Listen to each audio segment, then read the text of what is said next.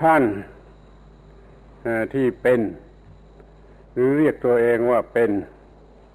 ธรรมทายาททั้งหลายเป็นโอกาสสุดท้ายที่จะได้พูดกันผมก็ถือโอกาสมาพูดเท่าที่จะพูดได้นี่เรามานั่งกันตรงนี้ในลักษณะอย่างนี้ถือว่าเป็นกรณีพิเศษมีความหมายพิเศษเพื่อเป็นที่ระลึกตลอดกาลนานโดยเป็นการผูกพัน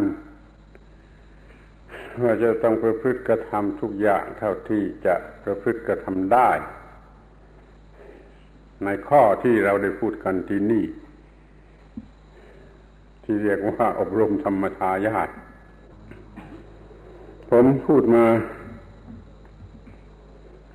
หลายครั้งหรือว่าหลายสิบครั้งแต่บางท่านอาจจะไม่เคยได้ยินได้ฟังเพราะผู้มาใหม่ก็มีคือข้อที่พูดว่าพระพุทธเจ้าประสูติกลางดินตรัสรู้กลางดินสอนกลางดินอยู่กลางดินนิพพานกลางดินเมื่อเราได้นั่งพูดกันกลางดินก็ให้ถือว่ามันเป็นการพูดที่มีความหมายเหมือนกับพูดกันในที่ศักดิ์สิทธิ์ซึ่งจะต้องรักษาความจริงคือรักษาคำมั่นสัญญาหรือข้อตกลงอะไรต่างๆไว้ตลอดไปโดยเอาแผ่นดินเป็นพยานแผ่นดินอันศักดิ์สิทธิ์นี่เป็นพยานว่าได้พูดอะไรอย่างไรแล้วก็จะต้องทำอย่างนั้นแผ่นดินศักดิ์สิทธิ์ที่สุดเพราะเป็นที่ประสูติเป็นที่ตรัสรู้เป็นที่อบรมสั่งสอนเป็นที่อยู่เป็นที่นิพพานของพระพุทธเจ้าลองไปคิดดูเองว่าจะมีอะไรศักดิ์สิทธิ์ยิ่งใหญ่มากไปกว่านี้ขอให้สนใจแผ่นดินเมื่อได้นั่งกลางดินให้จิตระลึกนึกถึงเป็นพุทธานุสติทันทีนั่นมีลักษณะแห่งความเป็นธรรมทายาทอยู่มากไม่ฉะนั้นก็ธรรมทายาทแต่ปากอาจจะรังเกียจการนั่งกลางดินก็ได้นี่ขอให้ทำความรู้สึกอย่างนี้ว่าได้นั่งกลางดินนี่เป็นเหมือนกันนั่งในที่ศักดิ์สิทธิ์พูดจาโดยถ้อยคำชนิดที่ต้องยึดถือว่ามีความหมายมีความจริงมีความศักดิ์สิทธิ์จะเอาไปประพฤติเอาไปกระทำและเสมือนหนึ่งว่าเรากระทำในนามของสาวกทั้งหลายในที่เฉพาะพระพักตร์ของพระพุทธเจ้าเฉลยก็ได้ถ้าว่าได้นั่งกลางดินได้พูดกันกลางดินนี่เป็นข้อหนึ่งที่ขอให้สนใจหรือติดอยู่ในใจตลอดชีวิตว่าได้มานั่งกลางดินได้พูดกันอย่างไรที่ไหนเมื่อไรนี่ผมพูดไม่ค่อยมันแน่นมันไม่ค่อยสบายที่นี่ก็จะพูดเป็นเรื่องไปเท่าที่จะนึกได้และเห็นควรว่าจะพูดหรือจะต้องพูดมันมีหลายอย่างมันมีหลายแง่หลายมุมที่ควรจะได้พูดเรื่องนี้ก็ควรพูดคือว่าเมื่อขอให้ฟังเทปแทนการพูดก็ไม่พอใจไม่สนใจบิดพลิ้ว ต้องขอโอกาสใช้คำพูดตรงๆว่าบรมโง่ในเรื่องที่ผมพูดกับธรรมทายาทก่อนๆนั่นพูดดีที่สุดเตรียมเนื้อเตรียมตัวเป็นวันเป็นเดือนเอามาพูดดีที่สุดถ้าไม่พูดวันนี้บัดนี้ในสภาพอย่างนี้จะพูดไม่ได้สักเสี้ยวหนึ่งสองไอ้คราวนั้นแล้วคุณก็ไม่ฟังว่าเพราะมันเป็นเทศไม่ได้ฟังจากปากพูดคนอื่นๆก็เหมือนกันไม่ใช่เฉพาะพวกท่านทั้งหลายเดี๋ยวนี้พวกอื่นๆที่มาเมื่อไม่ได้พูดหรืออยากจะเปิดเทปให้ฟังก็บิดพลิ้วทั้งนั้นแหละแล้วก็ไม่ฟังแล้วก็นั่งด้วยความรู้สึกที่บิดพลิ้วและไม่ยอมฟังมันก็ไม่เข้าหูเรื่องจะดีอย่างไรมันก็ไม่มีประโยชน์นี่แม่พระในวัดนี้เองนี่แหละมันก็ยังไม่ชอบฟังเทปถ้าเปิดเทปไปฟังมันก็บิดพลิ้วมันอยู่ในสภาพที่เรียกว่าบรมโง่ไอ้ครั้งที่พูดว่าอย่างดีที่สุดบันทึกเทปไว้เป็นการพูดที่ดีที่สุดครับไม่ฟังเมื่อจะมาให้พูดลวกๆด้วยความไม่สมบูรณ์คือเช่นไม่ค่อยสบายเป็นต้นนั่นอยากจะขอท้าว่าในการบรรยายชุดธรรมทายาทครั้งแรกนั่นจะดีที่สุดไม่เชื่อไปก็ปีแล้วไปฟังดูจะดีที่สุดถ้าจะให้พูดคราวนี้อีกก็ไม่ได้เท่านั้นแหละแล้วไม่ได้ครึ่งของเท่านั้นหรือไม่ได้เสี้ยวของเท่านั้นแล้วถ้าดีกว่านั้นอีกก็อยากจะบอกว่าไอ้คำบรรยายแก่ธรรมทูตต่างประเทศที่ไปนอนพูดกันที่ค่ายลูกเสือนอนข้างวันข้างคืนกันที่นั่นทั้งผมทั้งพระธรรมทูตนั่นแหละก็เป็นคำบรรยายที่ดีที่สุดซึ่งถ้าจะให้พูดเดี๋ยวนี้อีกมันพูดไม่ได้อย่างนั้นไม่ได้ครึ่งไม่ได้เสี้ยวของไอ้คำพูดนั้นแต่ถ้ามาเปิดเป็นเทปให้ฟังไม่มีใครฟังไม่ยอมฟังบิดพลิ้วพระบรมโง่มันต้องการจะฟังจากปากพูดโดยตรงเนี่ยขอทำความเข้าใจกันอย่างนี้ไว้ด้วยว่าคำบรรยายชุดต่างๆก่อนดีมากถ้าให้พูดเดี๋ยวนี้จะไม่ได้ดีเท่านั้นเพราะไม่ค่อยสบายและเพราะว่าไม่มีเวลาเตรียมตัวมากถึงขนาดนั้นอย่างจะพูดคำบรรยายชุดธรรมทูตต่างประเทศนี่มันมีการเตรียมตัวล่วงหน้าเป็นเดือนก็มีโน้ตมีอะไรที่ไปพูดได้อย่างดีธรรมทายาทชุดที่หนึ่งชุดที่สองก็เหมือนกันแหละมีการเตรียมตัวเป็นอย่างดีแล้วก็มีเรื่องที่จะมีประโยชน์ที่สุดเท่าที่จะนึกได้นั้นถ้าจะให้พูดเดี๋ยวนี้อีกมันก็ไม่มากไปกว่านั้นไม่แปลกไปกว่านั้นไม่ดีไปกว่านั้นแล้วจะเลวจะด้อยค่ายังเหลือไม่ถึงครึ่งไม่ถึงเสี้ยวเลยซ้ำไปเนี่ยขอทำความเข้าใจกับพวกเราอย่างกันเองว่าถ้าสงสัยไม่เชื่อแล้วก็ขอให้เอาเทปชุดนั้นไปเปิดฟังดูก็กล้าท้าว่าไม่มีอะไรที่ไม่ได้พูดมันได้พูดหมดแล้วกล้าท้าว่าที่คุณอบรมฟังกันมาที่วัดชลประทานตั้งเดือนนั้นไม่ได้กระพีกของไอ้ที่ผมพูด 2-3 ครั้งหรือ 4-5 ครั้งในธรรมทูตครั้งที่แล้วมาอย่ากล้าท้าอย่างนี้มันไปหาฟังดูเพราะว่ามันเป็นการพูดที่ตั้งใจจะพูดคิดนึกสอดส่องค้นคว้ากระทั่งได้บทสวดสำหรับธรรมทายาทมาแล้วก็เดี๋ยวนี้ก็ไม่สวดแล้วดูถูกดูหมิ่นว่ามันจะไม่มีประโยชน์อะไรนี่เรียกว่าไม่ได้ถือเอาประโยชน์ให้เต็มที่ตามที่ควรจะได้เนี่ยพูดกันตรงๆก็พูดอย่างนี้ทีนี้เรื่องที่3ถัดไปมันก็อยากจะพูดซ้ำถึงความหมายของคำว่าธรรมทายาทนั่นแหละธรรมทายาทนั่นแหละถ้าทุกคนรู้จักความหมายของคำว่าธรรมทายาทดีก็จะเป็นธรรมทายาทที่ดีแน่นอนเดี๋ยวนี้จะไม่รู้แม้แต่ความหมายของคำว่าธรรมทายาทผมอธิบายความหมายของคำว่าธรรมทายาทสุดสติปัญญาสุดความรู้และในการบรรยายชุดก่อนนู่น ในคราวนี้ก็จะสรุปใจความเหลือสั้นๆที่สุดว่าถ้าพูดถึงธรรมทายาทแล้วก็เอาคำว่าทายาทเป็นหลักก็ได้ความหมายสัก2ความหมาย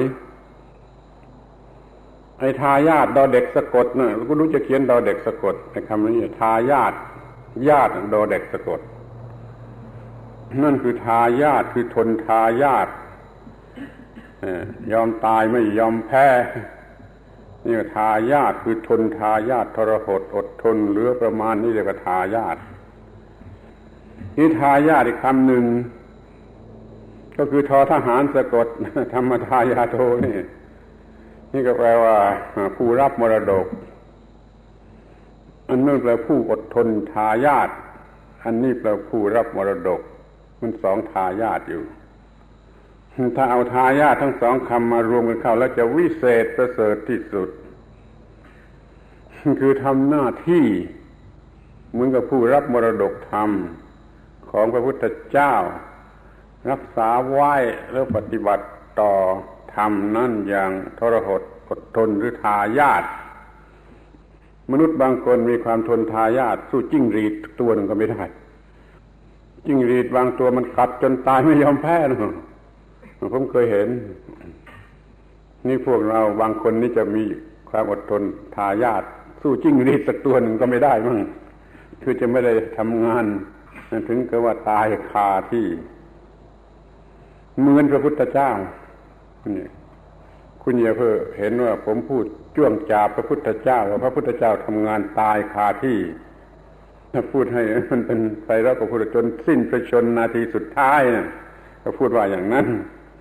แต่พูดอย่างนั้นมันไพเราะเกินไปมันอาจจะฟังยากก็ใช้คำว่าตายคาที่พระพุทธเจ้าทำงานตายคาที่นั่นแหละคือทายาท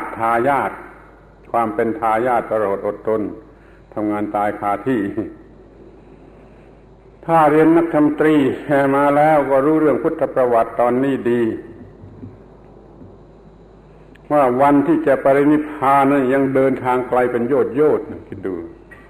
วันนั้นเจ็บป่วยแล้วฉันอาหารมีพิษที่บ้านนายจุนทะแล้วลงพระโลหิตอย่างยิ่งแล้วยังต้องเดินทางไกลเป็นโยชน์ไปสู่ที่ที่จะปรินิพพานลงโลหิตด้วยสูกรมัตถวะตรงนี้ขอแทรกความรู้พิเศษนอกเรื่องน้อยนะว่าเพราะว่า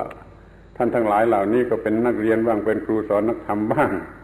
คือคำว่าสูกรมัตถวะที่ฉันแล้วเจ็บหนักประชวรหนักและนิพพานในวันนั้น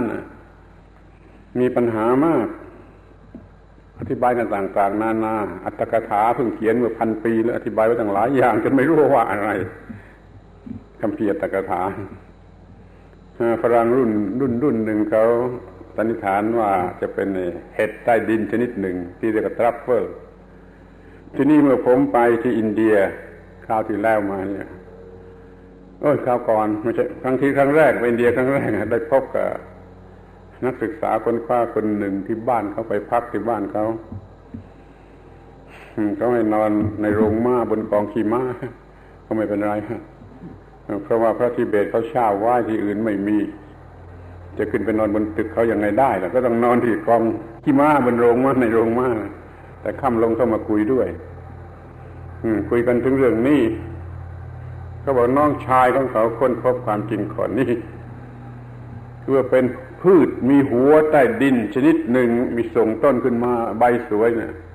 อย่างนี้ก็ยังมีอยู่ในอินเดียเรียกว่าสูกรกันดะเอาหัวมาต้มกินถ้าทำไม่ดีก็ลงโลหิตลงเลือดเหมือนกันเลยกับที่เรื่องในพระบาลีนั่นบ้านนี้เมืองนี้ก็มีเรียกว่าบุกถ้าทำไม่ดีกินแล้วเลือดออกเป็นพิษถึงกระเจ็บไข้เป็นตายก็ได้ต้องทำอย่างดีอย่างถูกต้องในหัวบุกนั่นต้มนึ่งอะไรกันก็สุดท้ายแต่ถ้าว่าเอามาทำเป็นแป้งแล้วก็หมดอันตรายคือเอามาฝนเป็นแป้งเป็นน้ำแป้งขาวกรองกากทิ้งไอ้น้ำแป้งขาวกรองไว้ด้วยผ้าหนาล้างหลายๆหนกลายเป็นแป้งที่วิเศษและแพงที่สุดเรียกแป้งไม้เท้ามาจากเมืองจีน นิดเดียวถ้าสมัยนั้น50 สตางค์กล่องละ50 สตางค์แต่บุกนี่ชนิดนี้ที่เมืองนี้ที่กินกันแล้วเลือดไหลออกมาเขาทำหยาบไปอะไรมียางมีอะไรติดเข้าไปปอกไม่ดีอะไรไม่ดีสูกระกันดะในบาลีเรียกว่าสูกรมัตถวะความหมายเหมือนกันกันดะก็แปลว่าอร่อยเหมือนกันของอร่อยเหมือนกันสูกรมัตถวะก็ของอร่อยของหมูสูกรกันดะก็ของอร่อยของหมูที่ว่าฉันในวันนั้นที่บ้านนายจุนทะนะแล้วทรงห้ามไม่ให้ใครอื่นกินให้ไปฝังเสียที่เหลือฉันองค์เดียวแล้วก็ป่วยมีเลือดออกเพราะลำไส้ถูกกัดเป็นแผลขึ้นมาไอ้ฝรั่งนักศึกษาสันนิษฐานวางพวกมันว่าพระพุทธเจ้านิพพานก็เป็นโรคบิดไดเซนเทอรี่บิดชนิดมีเลือดออกเหมือนกันแต่นี่ไม่ใช่บิดมันเป็นพิษของไอ้หัวชนิดนั้นมีพิษทำให้ลำไส้ทะลุมีเลือดออกมามีเลือดออกมาแล้วก็ยังต้องเดินทางไกลเป็นโยดตลอดวันไอ้ธรรมทายาทหัวจิ้งหรีดนี่มันไม่ไปหรอกมันวิ่งไปโรงพยาบาลนะเมื่อป่วยขนาดนั้นมันวิ่งไปโรงพยาบาลจะไม่เดินทางต่อไปตามจุดมุ่งหมายนี่พระองค์ยังเดินทางไปตามจุดมุ่งหมายตลอดวันด้วยความอ่อนระหยโรยแรงนี่ทายาทหรือไม่ทายาทลองคิดดูที่เมื่อไปถึงที่ที่จะปรินิพพานแล้วยังจัดที่ปรินิพพานกลางดินระหว่างต้นรังทั้งคู่ข้างโน้นมีต้นข้างนี้มีต้น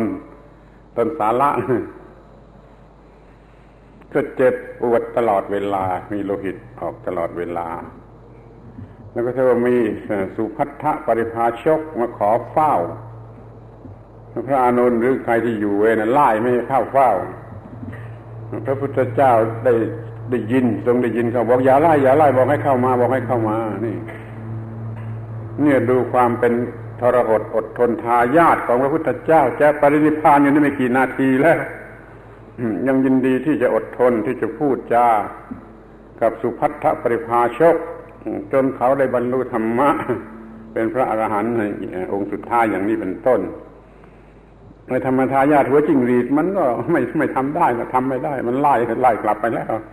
มันไม่ยอมทนเจ็บปวดสอนคนอีกสักคนหนึ่งให้เมื่อจะตายแต่นิพพานอยู่หยกไม่กี่นาทีนะยังได้กล่าวคำสำคัญอะไรบางเรื่องบางอย่างไว้ปรากฏอยู่เป็นหลักฐาน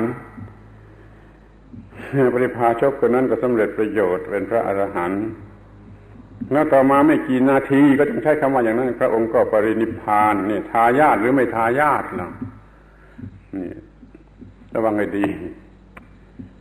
ถ้าจะเป็นทายาทเป็นธรรมทายาทแล้วค่อยนึกถึงเรื่องนี้ไว้เถิดว่าป่วยถึงขนาดโลหิตไหลแล้วก็ยังเดินทางไกลเป็นโยดไปจนได้ไปถึงแล้วก็ไม่วิ่งไปโรงพยาบาลไม่ปวดหัวเหมือนธรรมทายาทสมัยนี้เป็นอะไรนิดหน่อยก็วิ่งไปโรงพยาบาลนี่มันไม่ละอายกันเลยนึกถึงพระพุทธเจ้าในข้อนี้สิว่าจะปรินิพพานอยู่เดี๋ยวนี้แล้วเนี่ยยังไม่ขอไปโรงพยาบาลยังไม่ขอการเยียวยารักษาอะไรก็ทำหน้าที่ของพระองค์เรื่อยไปจนนาทีสุดท้ายจนปรินิพพานจนเข้าสู่ฌานออกจากฌานแล้วก็ปรินิพพานเลยเรื่องมันก็จบนี่ทายาทหรือไม่ทายาทขอให้พิจารณาดูนี่พระพุทธเจ้าทำงานหน้าที่ของพระพุทธเจ้าจนนาทีสุดท้ายหรือเปล่าถ้าพูดภาษาโศกกระโดกอย่างภาษาชาวบ้านก็ทำงานตายคาที่เนี่ยเป็นความจริงหรือเปล่าทำงานจนตายคาที่คางานอย่างนี้มันเป็นทายาทหรือไม่ทายาทเนี่ยนี่ถ้าเป็นทายาทชนิดอย่างนี้แล้วก็ดีแน่นอนสมชื่อว่าเป็นสาวกของพระพุทธเจ้าผู้เป็นทายาทเป็นธรรมทายาทนั่นพอจะทอดถอยแล้วก็นึกถึงจิ้งหรีดไว้นะ ทุกองค์เนี่ยผมขอร้องว่าพอจะท้อถอยในการงานแล้วนึกถึงจิ้งหรีดไว้นะอย่าให้เลวกับจิ้งหรีดนะจิ้งหรีดทนทายาทกัดจนตายนะนี่ธรรมทายาททายาทดอสะกดคืออดทนอดทนทายาททอสะกดก็รับมรดกมันก็ขอให้เป็นผู้รับมรดกทำและรับมรดกความทายาทนะรับมรดกความอดทนทรหดทายาทมาด้วยสิทำงานจนตายคาที่สิอะไรนิดก็วิ่งไปโรงพยาบาลอะไรนิดนึงวิ่งไปโรงพยาบาลอะไรนิดนึงยังวิ่งไปโรงพยาบาลผมสังเกตเห็นบางคนน่าสงสารมันกลัวตายอะไรนิดนึงก็วิ่งไปโรงพยาบาลนี่จะเป็นธรรมทายาทได้อย่างไรขอทำในใจถึงพระพุทธเจ้าไว้เถอะว่าท่านเป็นทายาทธรรมทายาทอย่างไรกันถ้าเราระลึกนึกถึงเรื่องนี้ไว้แล้วก็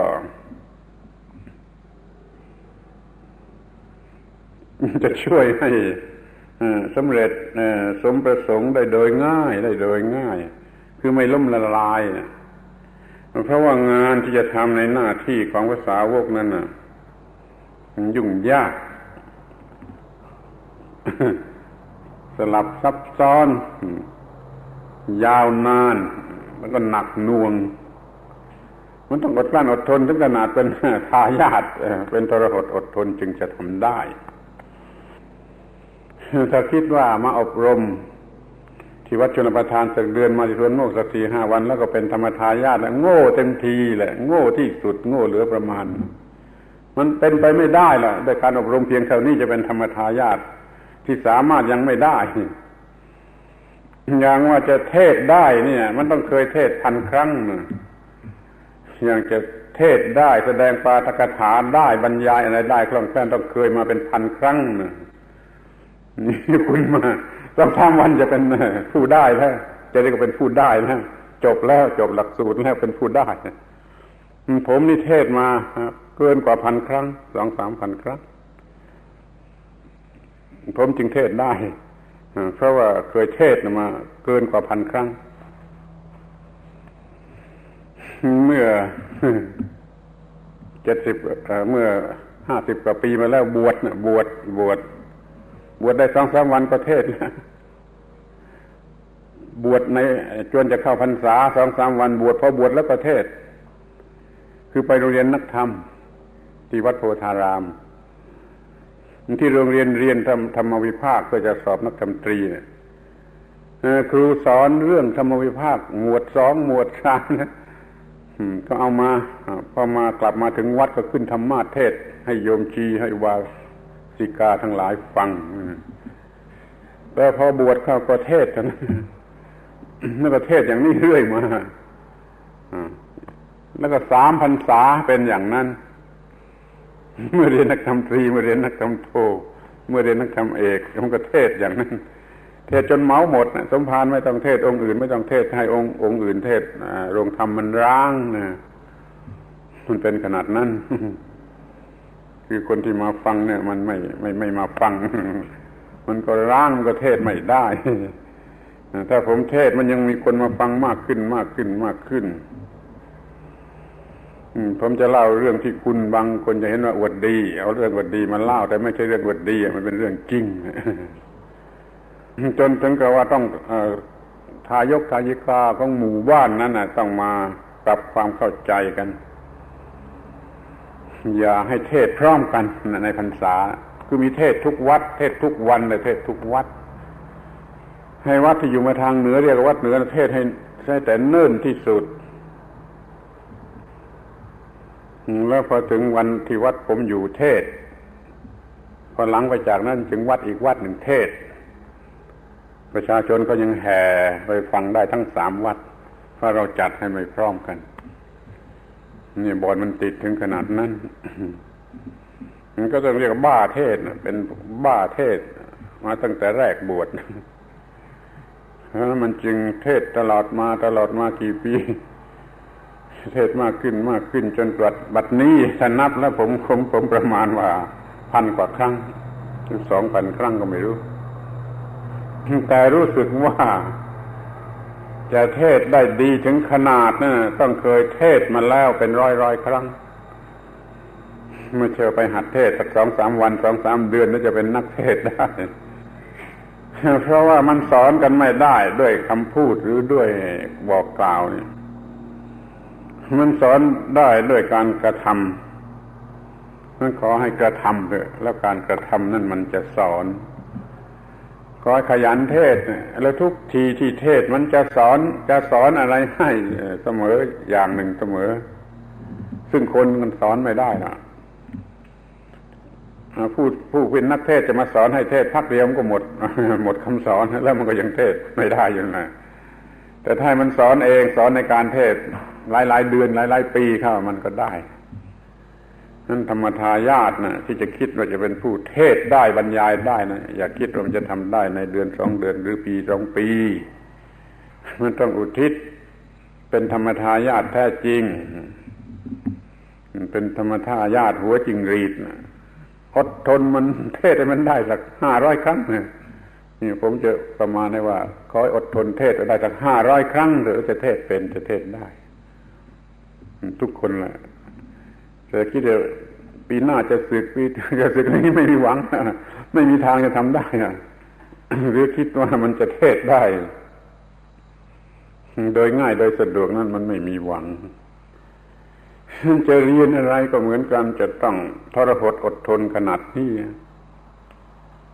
อะไรที่เป็นความคิดที่ดี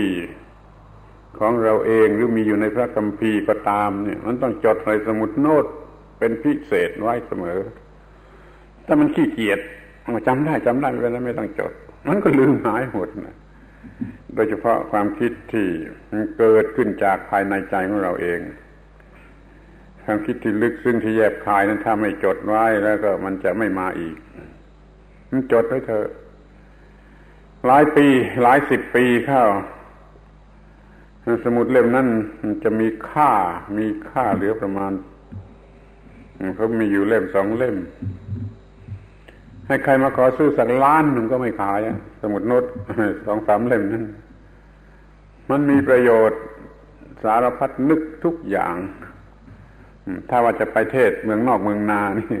มีแต่สมุดโน้ตเล่มนั้นเล่มเดียวไปได้ทั่วโลกเรื่องสำหรับจะเทศ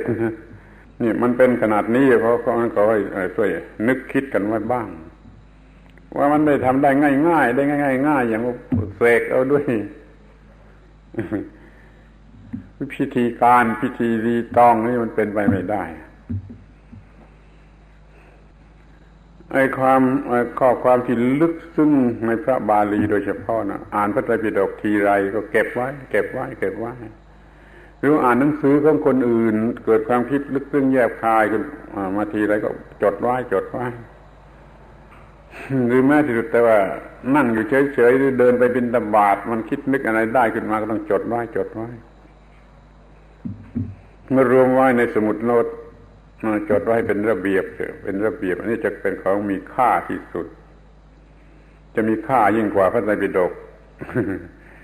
เดี๋ยวจะว่าจ้วงจับพระไตรปิฎกไม่ใช่อย่างนั้นในพระไตรปิฎกยังมีมากมีค่ามีจริงแต่เอามาใช้ไม่ได้นี่มันอยู่ในพระไตรปิฎกมันไม่รู้อยู่ตรงไหนนี่ถ้ามันมาอยู่ในสมุดโน้ตของเราพลิกได้ทันทีเอามาพูดได้ทันทีเอามาเทศได้ทันทีซึ่งเขาจะมานิมนต์บรรยายหรือปาฐกถาวันนั้นวันนี้เรื่องนั้นเรื่องนี้จากสมุดเล่มเล็กนั่นมันพอที่จะพูดได้มันจึงมีค่ามากกว่าพระไตรปิฎกตรงที่ว่ามันใช้ได้ทันทีส่วนพระไตรปิฎกนั้นต้องนั่งพลิกอยู่เป็นชั่วโมงหรือ2-3 วันกว่าจะได้เรื่องพอมันก็ไม่ทันมันก็ไม่ได้ขอให้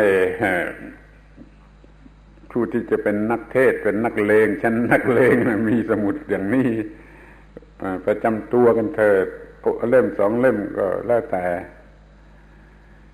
ต้องทำอย่างดีที่สุดแหละทำมันเป็นพวกเป็นหมวดเป็นหมู่เขียนบรรจงเขียนตัวเล็กละเอียดบรรจงสวยงามมันอยู่คู่ชีวิตเลย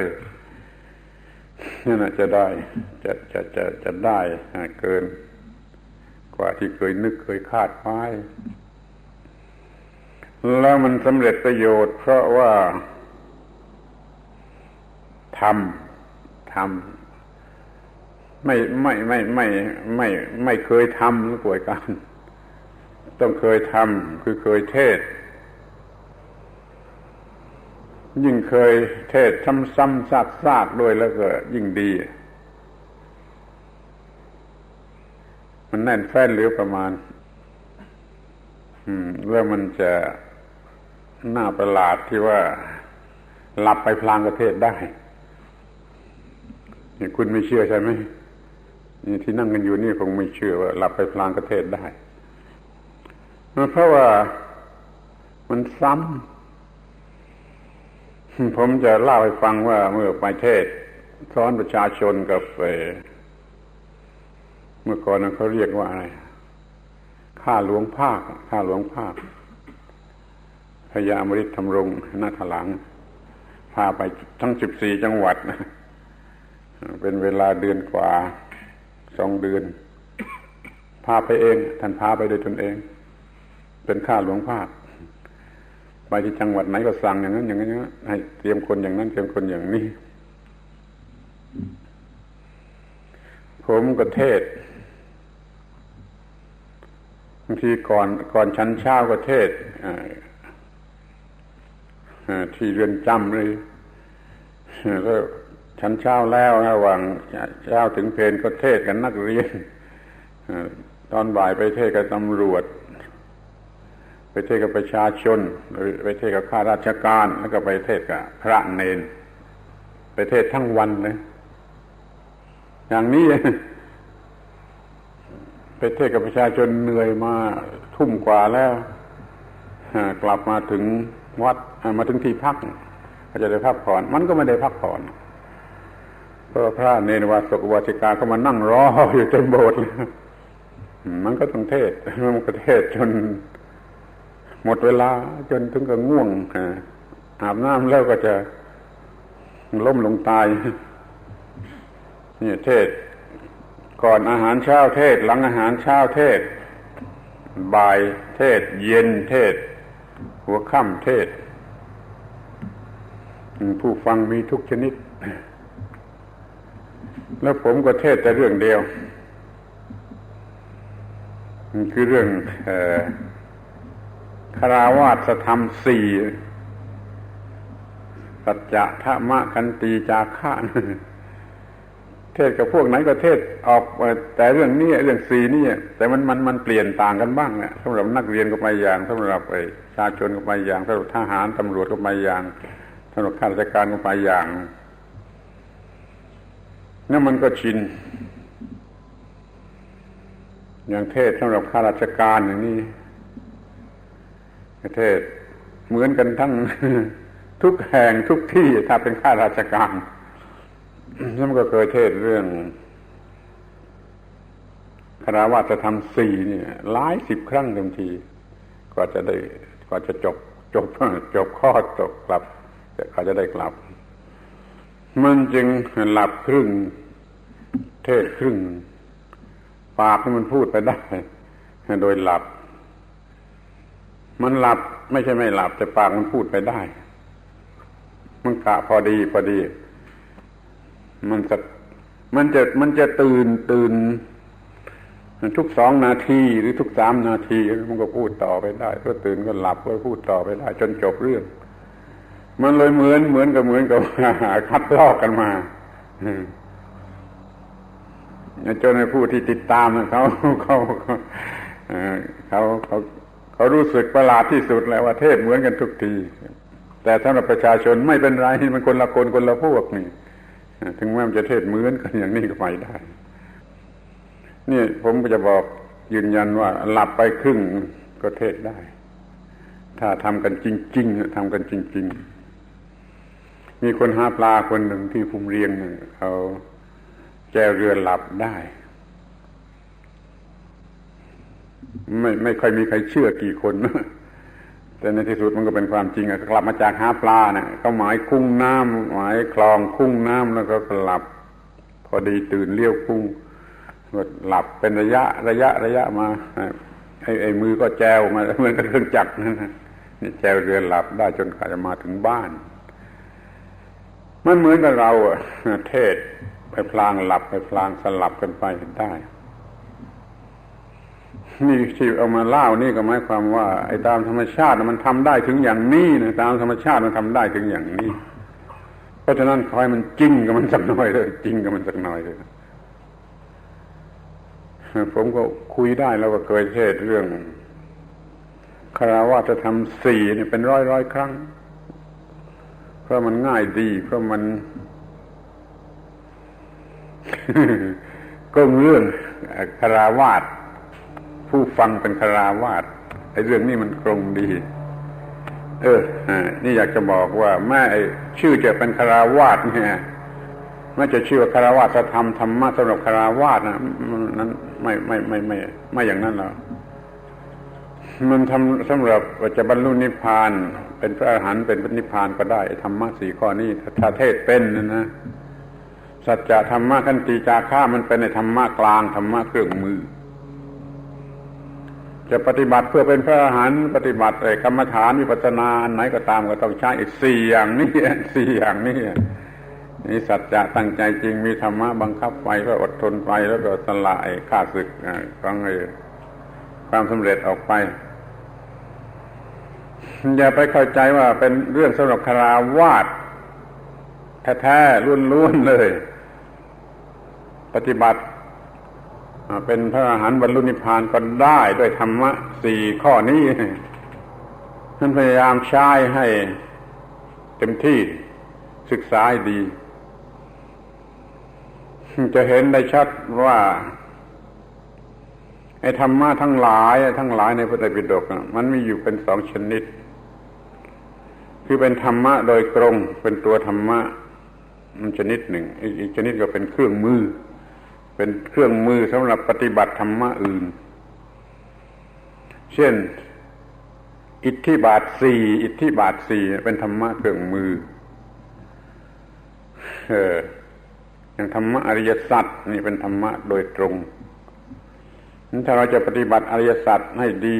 ให้มีประโยชน์ถึงที่สุดก็ใช้ไอ้ธรรมะอิทธิบาทสี่ทำกับเรื่องอริยสัจมันก็สำเร็จประโยชน์นี่ธรรมะเช่นอริยสัจสี่เช่นอิทธิบาทสี่หรือคฤหัสถธรรมสี่แล้วมีอะไรอีกหลายหมวดมันมีลักษณะเป็นเครื่องมือธรรมะจริงๆคือตัวธรรมะแท้ๆไม่มีลักษณะเป็นเครื่องมือเช่นเรื่องอริยสัจเป็นต้นแล้วมันยังมีธรรมะบางพวก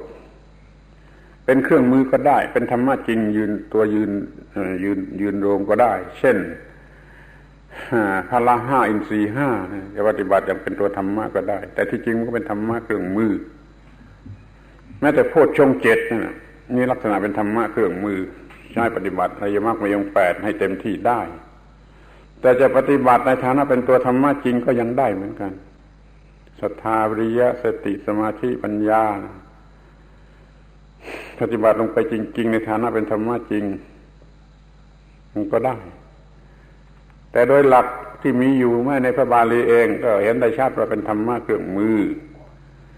ไม่มีพละหรืออินทรีย์ข้อนั้นข้อนี้เมื่อมันเกิดปัญหาอย่างนั้นอย่างนี้ในการปฏิบัติอานาปานสติสี่โดยเฉพาะมันจะมีเขียนไว้ชัดในสักถาเมื่อเกิดปัญหาอย่างนั้นให้เพิ่มสตินทรีย์ปัญหาอย่างนี้ให้เพิ่มวิริยินทรีย์สัตทินทรีย์สมาธินทรีย์อะไรก็ตามมันมีลักษณะเหมือนกับเป็นเครื่องมือให้ไปศึกษาให้ดีที่สุดจนเห็นว่าธรรมะหมวดไหนเป็นธรรมะหมวดเครื่องมือสำหรับปฏิบัติธรรมะอื่นแต่ธรรมะหมวดไหนเป็นธรรมะหลักเป็นธรรมะจริงธรรมะยืนพื้นแต่ธรรมะหมวดไหนใช้ได้ทั้งสองอย่างจะใช้อย่างเครื่องมือก็ได้ใช้อย่างธรรมะจริงก็ได้นี่ทำอย่างนี้เรื่อยๆไปเลยแล้วจะมีการแตกฉานในเรื่องของธรรมะต้องใช้ความสนใจตลอดเวลาคิดนึกสังเกตอยู่ตลอดเวลาเนี่ยพยายามที่จะศึกษาลึกยิ่งขึ้นไปเรื่องเดียวกันนะท ธรรมะชื่อเดียวกันเมื่อเรียนนักธรรมตรีศึกษาระดับหนึ่งพอเรียนนักธรรมโทศึกษาลึกขึ้นอีกระดับหนึ่งพอเรียนนักธรรมเอกศึกษาอีกระดับลึกขึ้นอีกระดับหนึ่งชื่อเป็นเรื่องชนิดที่จะเป็นโลกุตระมากยิ่งขึ้นทุกทีขอให้ศึกษาธรรมะลึกซ้ำและลึกกว่าก่อนยิ่งขึ้นทุกปีก็จะถึงจุดสูงสุดของธรรมะนั้นนี่ครับสังเกตดูที่เราเคยรู้เคยเข้าใจเมื่อเรียนนักธรรมตรีนะพอเป็นนักธรรมเอกแล้วมันรู้สึกอย่างไรบ้าง ที่ถ้ามันเป็นนักธรรมเกินเอกล่ะเป็นนักธรรมพิเศษเรียนแล้วเรียนอีกเรียนแล้วเรียนเล่าอีกหลายปียิ่งกว่านักธรรมเอกอันนี้มันจะรู้สึกอย่างไรบ้างขอให้สนใจแม้จะให้อธิบายธรรมะหมวดเดียวกันเช่นคารวะธรรม4ให้คนมีความรู้เพียงนักธรรมตรีอธิบายอะไรแค่นั้นให้คนมีความรู้ถึงนักธรรมโทมันอธิบายอะไรมากกว่านั้นนักธรรมเอกก็ได้อธิบายมากกว่านั้นถ้าเป็นธรรมะนักธรรมะชั้นพิเศษอธิบายได้มากกว่านั้นอีกหลายเท่าจนรอบตัวไปหมดนั้นเตรียมตัวสำหรับเป็นนักธรรมหรือนักธรรมะแท้จริงกันดีกว่ามันไม่ใช่หยุดอยู่เพียงแค่นักธรรมเอกนักธรรมเอกนี่กลายเป็นในมาตรฐานขั้นต้นคือเรียนนักธรรมเอกได้แล้วก็จะพอสำหรับจะศึกษาธรรมะทั่วไปเมื่อศึกษาพอเป็นเครื่องมือสำหรับศึกษาธรรมะทั่วไปนักธรรมเอกจะมีได้เพียงเท่านั้นเราพยายามศึกษาให้มันลึกในความหมายที่ลึกจนเป็นภาษาธรรมะแรกเรียนในภาษาคนทั้งนั้นภาษาอย่างที่มีตัวมีตนอย่างนั้นอย่างนี้ก็เรียนวนกันไปมันจึงมีเรื่องตายแล้วเกิดแล้วทำอย่างไรนี่มันก็มีเรื่องตัวตนอย่างนี้ท่านศึกษามากไปแม้แต่เดี๋ยวนี้มันก็ไม่มีตัวตนไม่ต้องเกิดแล้วไม่ต้องตายแล้วไม่ต้องเกิดไม่อยู่นี่มันก็ไม่มีตัวตนเห็นเป็นว่างไปหมดแม้ที่นี่และเดี๋ยวนี้นั่นก็เรียกว่ารู้ธรรมะถึงที่สุดถ้ายังมีตัวมีตนเหลืออยู่อย่างนั้นอย่างนี้มันก็ยังไม่ถึงที่สุดจะรู้ได้ว่าถ้ามันถึงขนาดที่เป็นของว่างเป็นเรื่องว่างไปแล้วก็มันถึงที่สุดแหละหรือมันเป็นคนละชั้นเช่นทางสายกลางมัชฌิมาปฏิปทามรรคมีองค์8ทางสายกลางเมื่อคำว่าทางสายกลางเป็นหลักและอธิบายได้มากมายหลายสิบเรื่องถ้าอริยมรรคมีองค์8เป็นหลักมันก็ตายมันก็ขอบเขตจำกัดอยู่เท่านั้นแต่ถ้าว่าเอาทางสายกลางเป็นหลักนี่มันก็จะไปจนถึงเรื่องว่างจนกระทั่งรู้ว่าไอ้ที่มันเป็นกลางได้ต้องถึงว่างถ้ายังไม่ว่างยังมีคนอยู่แล้วเป็นกลางไม่ได้มันต้องมีคนดีคนชั่วคนแพ้คนชนะคนอะไรมันไม่กลางถ้าว่าเรียนเรื่องทางสายกลางถึงขนาดสูงสุดแล้วมันกลายเป็นเรื่องอิทัปปัจจยตาไปเสียเป็นเรื่องไม่มีดีไม่มีชั่วไม่มีบุญไม่มีบาปไปเสียแล้วก็ไปถึงจุดว่างนั่นแหละว่างแหละอยู่ตรงกลางที่สุดน่ะต่ำกว่านั้นยังไม่ใช่กลางที่สุดมันเป็นกลางบัญญัติกลางในขอบเขตที่จำกัดอย่างนี้ยังไม่ถึงที่สุดนั้นเรื่องเดียวข้อเดียวชื่อเดียวนะศึกษาแต่มันมีอยู่หลายชั้นนะศึกษาอย่างธรรมดาสามัญเป็นภาษาคนเป็นภาษาธรรมก็ต้องเป็นภาษาธรรมชั้นสูงสุดนี่เรียกว่ามันนอกหลักสูตรนอกโรงเรียนนอกหลักสูตรไปแล้วเลยต้องเรียกว่านักธรรมชั้นพิเศษไอ้เรื่องนักธรรมชั้นพิเศษนี่ผมเคยขยับพูดกับพระมหาเถระผู้มีอำนาจจัดการหลายบางองค์ท่านว่าถ้าจะดี เดี๋ยวนี้เรามีกันแต่นักธรรมตรีโทเอกมันตายด้าน ขยายหลักสูตรของสนามหลวงของคณะสงฆ์ให้ขึ้นไปถึงนักธรรมพิเศษเรียนต่อจากนักธรรมเอกจึงจะทันเหตุการณ์ทันสมัยที่จะอธิบายธรรมะในโลกปัจจุบันซึ่งนิยมวิทยาศาสตร์เป็นหลักพวกนักธรรมเอกทั้งหลายเหล่านี้ไม่เคยรู้ไม่เคยเรียนเรื่องวิทยาศาสตร์มันอธิบายไม่ได้คุณจะอธิบายไม่ได้แม้เป็นนักธรรมเอกสองหนก็อธิบายไม่ได้มันต้องเรียนนักธรรมชั้นพิเศษกว้างออกไปไกลออกไปจนกลายเป็นเรื่องของธรรมชาติไม่ใช่เรื่องของศาสนาแล้วทีนี้ไม่ใช่บัญญัติสมมติแล้วไม่ใช่บัญญัติแล้วกลายเป็นเรื่องความจริงของศาสนาเป็นกฎเกณฑ์เหมือนกับวิทยาศาสตร์นี่นักธรรมชั้นพิเศษจะต้องอธิบายได้ถึงขนาดนี้นี่เขาเตรียมตัวไว้ด้วยถ้าจะเป็นธรรมทายาทที่แท้จริงไม่ใช่ธรรมชาติจิ้งหรีดผีขี้แพ้อย่างที่ไม่ทันกัดก็วิ่งหนีแล้วจิ้งหรีดผีเป็นอย่างนั้นถ้าจิ้งหรีดแท้จริงเนี่ยมันสู้จนตายที่เราจะเป็นธรรมทายาทกันสักทีก็ขอให้มันมีจริงถึงวาระสุดท้ายทายาทเหมือนกับพระพุทธเจ้าทำงานจนวินาทีสุดท้าย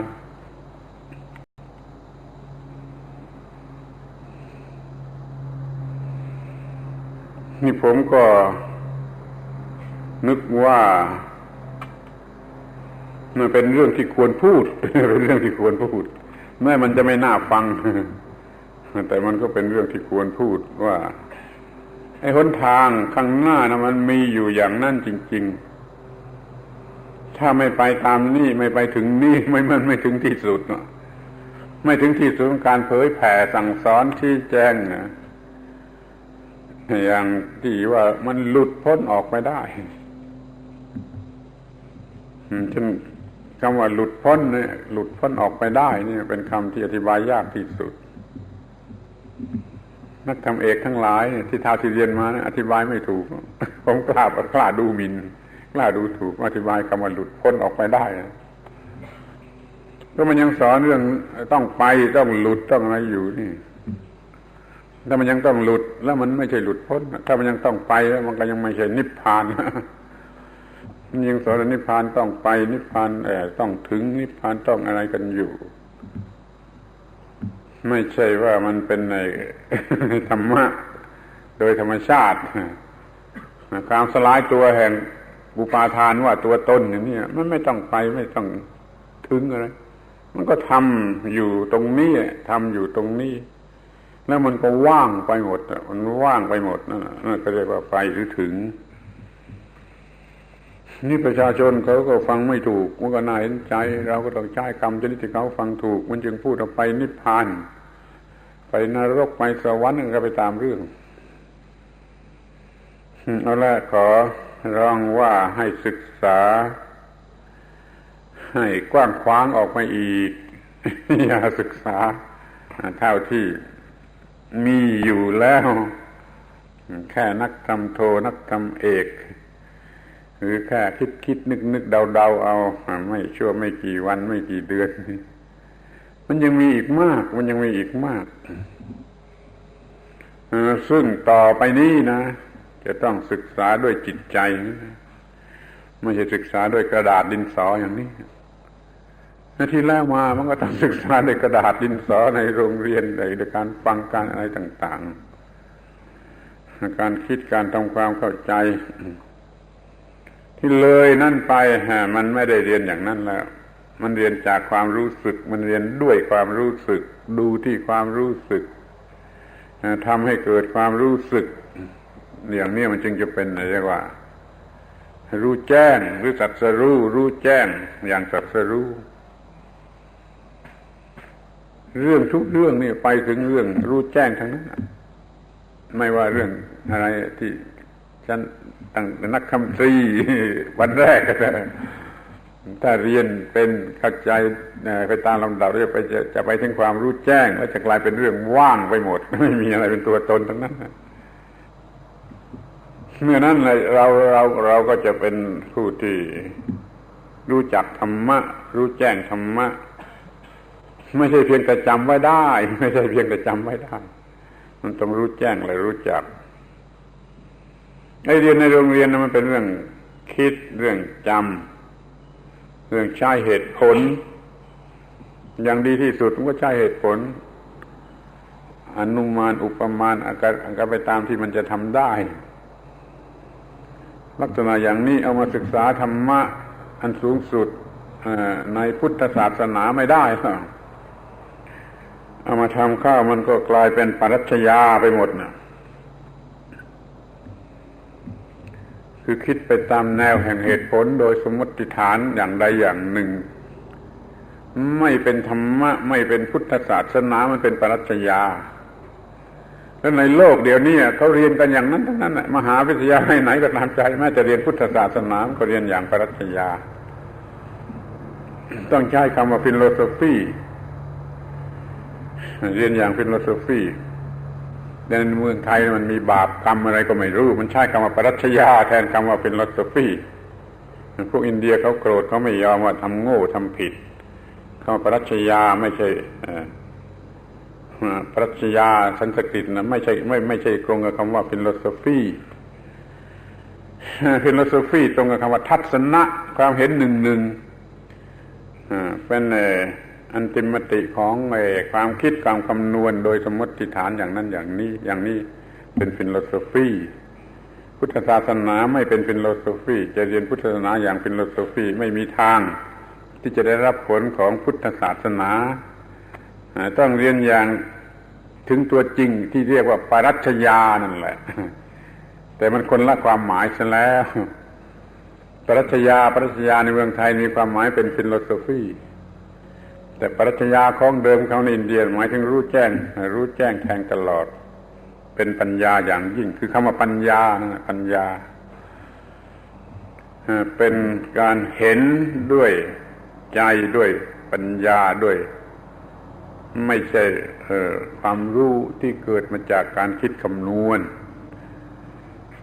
ต่อไปนี้ก็อุตส่าห์ศึกษาไอ้หัวข้อธรรมะนั่นในลักษณะที่เป็นเรื่องของความรู้แจ้งดูมันจะรู้ได้ยินกันอยู่ทุกองค์แล้วว่าสุตตมยปัญญาจินตามยปัญญาภาวนามยปัญญานั่นแหละไปให้มันถึงภาวนามยปัญญากันบ้างเนี่ยเป็นสุตตามก็เบื้องต้นที่สุดที่การใช้เหตุผลคิดค้นไปมันก็เข้าไปถึงกลางแล้วถ้าเป็นภาวนาทำโดยทางจิตใจเห็นแจ้งโดยจิตใจแล้วมันก็เป็นอันสุดท้ายแล้วนี่จะมีความรู้ธรรมะที่จะดับทุกข์ได้นั่นมันต้องไปถึงไงภาวนามยปัญญาที่ในโรงเรียนนักธรรมของเรามึงให้ได้แต่เพียงสุตตมยปัญญาในมหาวิทยาลัยชั้นสูงขึ้นไปมันเพียงแค่จินตามยปัญญามันยังไม่ลงมือทำด้วยจิตด้วยใจลงไปที่ตัวธรรมะโดยตรงคือเป็นภาวนามยปัญญาต่อไปนี้ก็ตั้งกองชุมนุมกันสนใจเรื่องภาวนามยปัญญาให้มันมากยิ่งขึ้นมันก็มีหวังว่าเราจะเข้าถึงหัวใจของพระพุทธศาสนาสามารถทำหน้าที่อันเกี่ยวกับพุทธศาสนาได้สำเร็จถึงที่สุดสมกับที่ว่าเป็นธรรมทายาทผู้รับมรดกธรรมผู้สืบมรดกธรรมได้ถึงที่สุดด้วยความอดทนทรหดทายาทโดยอาศัยทายาทอดทนนั่นแหละเป็นเครื่องมือทำตนให้เป็นทายาทผู้รับมรดกโดยแท้จริงนี่มันมีอย่างนี้โดยย่อๆมันมีอย่างนี้มันอาจจะพูดให้ละเอียดพิสดารมากกว่านี้ก็ได้แต่มันก็ไม่แปลกละโดยย่อๆมันจะมีอยู่อย่างนี้นั่นขอให้สนใจทำกันไปเถอะเทศมาแล้วไม่น้อยกว่า500 ครั้งเลยจะเทศเป็นเทศมาแล้วไม่น้อยกว่า500 ครั้งโดยการระมัดระวังอย่างดีที่สุดมา500 ครั้งก็จะเทศเป็นน่าจะทรหดอดทนกันถึงขนาดนั้นถ้าได้ถึง1,000 ครั้ง 2,000 ครั้งก็ยิ่งดี จะเขียนหนังสือก็เหมือนกันน่ะมันต้องเขียนมาแล้วเป็นพันหน้า2,000 หน้ามันยังจะเขียนเป็นเขียนถูกเพิ่งหัดเขียนเดี๋ยวนี้มันก็ทำได้มันก็ได้เท่านั้นได้แค่นั้นแม้จะหัดบรรยายปาฐกถาธรรมอันนี้ก็ทำมันเป็นร้อยครั้งเขียนกันร้อยครั้งเก็บใจความสำคัญไว้ที่เป็นชั้นหัวใจน่ะไว้ในสมุดโน้ตเพื่อช่วยความสะดวกความง่ายความพร้อมจนคุยได้ว่าสมุดเล่มนั้นติดเป็นในย่ามแล้วไม่ต้องกลัวไปได้รอบโลก แล้วผมก็พูดตั้งชั่วโมงแล้วขอแสดงความยินดีในส่วนที่มีความตั้งใจจะเป็นธรรมทายาทนี่เป็นเรื่องที่ดีที่สุดสำหรับที่ได้บวชได้เรียนอะไรกันเข้ามาแล้วก็ขออย่าได้ประมาทว่ามันเป็นของง่ายๆพูดกันสักเดือน2 เดือนแล้วก็จะจบไม่มีทางเป็นไปได้มันเป็นเรื่องพูดพอรู้เรื่องแล้วก็ต้องเอาไปทดลองปฏิบัติค้นคว้าทดสอบทดลองอยู่นั่นแหละเป็นปีๆเป็นหลาย10 ปีก็ยิ่งดีแล้วก็จะพูดได้ถูกต้องพูดได้ลึกซึ้งหรือสูงสุดแล้วก็ถูกต้องสำเร็จประโยชน์แก่ผู้ฟังโดยแท้จริงเราก็จะได้ชื่อว่าเป็นผู้รับมรดกธรรมของพระศาสดาโดยแท้จริงนี่ผมก็ขอแสดงความยินดีด้วยที่ทุกองค์เนี่ยมีความประสงค์จะเป็นธรรมทายาทกล้าพูดได้ว่าไม่เสียชาติเกิดในการที่ได้อุทิศตนเป็นธรรมทายาทจนตลอดชีวิตเนี่ยมันเป็นของที่มีค่าไม่เสียชาติเกิดศึกออกมามีลูกมีเมียมีอะไรก็แค่นั้นแหละมันก็เท่านั้นแหละแล้วในสุดมันก็หลับตาแล้วก็ตายไปไม่ถึงจุดสูงสุดของธรรมะเลยที่เราเมื่อจะเป็นธรรมทายาทมันก็ต้องเอาอย่างพระพุทธเจ้ามอบกายถวายชีวิตแล้วก็ทำงานจนนาทีสุดท้ายเหมือนพระพุทธเจ้าที่จะทำงานตายคาที่ดังที่กล่าวมาแล้วข้างต้นขอให้นึกถึงข้อนี้อยู่เสมออย่ามันนั่งที่นอนที่นิพพานของพระพุทธเจ้าคือกลางดินแล้วก็อย่าให้เสียทีเปล่า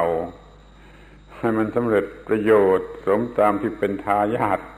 ของพระพุทธเจ้าผู้ประสูติกลางดินตรัสรู้กลางดินสอนกลางดินอยู่กลางดินตายกลางดินแล้วก็ขอร้องว่าทุกองค์จงมีความกล้าหาญมีความอดทนทรหดเป็นทายาททรหดทายาทอันทรหดมีความก้าวหน้าในหน้าที่การงานไปตามลำดับจนได้รับผลเป็นที่พอใจแม้แก่ตนเองเรียกว่าทำนี่เพื่อการกระทำนี่เพื่อสนองพระคุณของพระสัมมาสัมพุทธเจ้าหรือจะเรียกว่ามันเป็นหน้าที่ที่จะต้องทำแล้วไม่เสียชาติเกิดอย่างนี้ก็ได้แล้วแต่จะใช้คำไหนมันก็ได้ผลอย่างเดียวกันขอให้ทุกอย่างสำเร็จได้ด้วยความกล้าหาญด้วยความไม่ประมาทด้วยความอดทนทายาทดังที่กล่าวมาแล้วขอยุติการบรรยาย